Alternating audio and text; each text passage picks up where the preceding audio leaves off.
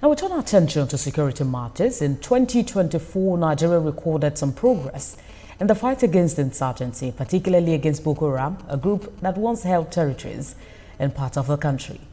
These gains may now be sleeping as insecurity resurfaces in parts of the country. Senior correspondent Ivy Kano reports.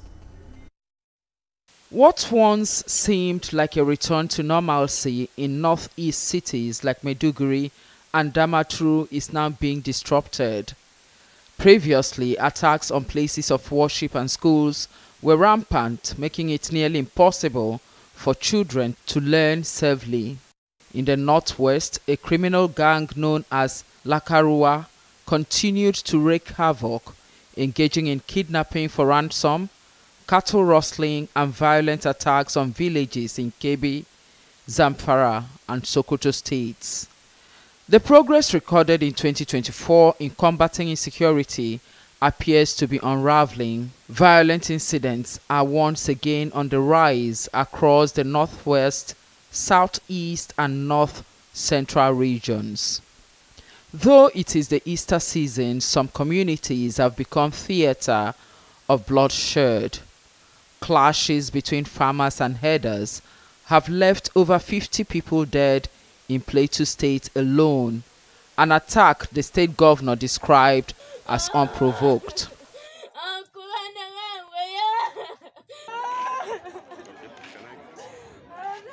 A mass burial was conducted for recovered bodies from Zeke and Kimakwe villages in Plateau Baza district.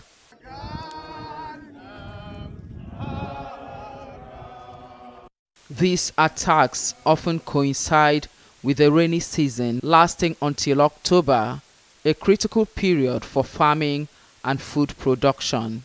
According to Amnesty International, at least 1,336 people were killed in Plateau State between December 2023 and February 2024.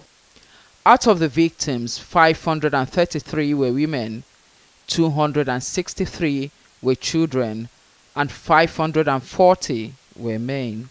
Additionally, over 29,554 people were displaced, including 13,093 children and 16,461 women. The organization says these figures paint a grim picture that communities have been left at the mercy of rampaging gunmen with little protection from the authorities. In what appears to be a desperate move, the governor of Plateau State has called on citizens to defend themselves. We've come here together with the GOC, the Commissioner of Police, and the entire security apparatus in the state to reassure you that we are ever committed. I know that you have reason not to be happy with some of the oppressions in the past. But I want you to know that whatever lapses there are, we have taken decisions to correct them. We have come to a point in time in Nigeria where every community must make arrangements to defend itself. While some interpret this as a call to anarchy, security experts argue it reflects a breakdown in state protection and a cry for survival. In response to the recent killings, the Inspector General of Police has directed DIG Dali Yakubu, the Deputy Inspector General of Police in charge of operations, to lead a critical intervention team with substantial reinforcements. We'll continue to work tirelessly until we're able to solve these problems. The criminals are exploiting the obvious fact that it is not possible for us to cover all the vulnerable communities in Plateau State with manpower.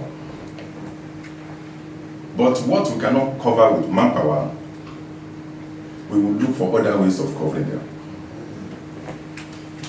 This cannot be allowed to continue. I don't want to say much on this, but I would say that these criminal elements will soon be surprised, because I know that their days are numbered. National Security Advisor Malam Nuhu Ribadu described the attacks as unacceptable and called for an immediate end to what he termed a cycle of violence. Nigerians remain alarmed, especially as investigations continue into the unresolved killing of 16 hunters in Uromi, Esan Northeast local government area. Ivy Kano, TVC News, Lagos.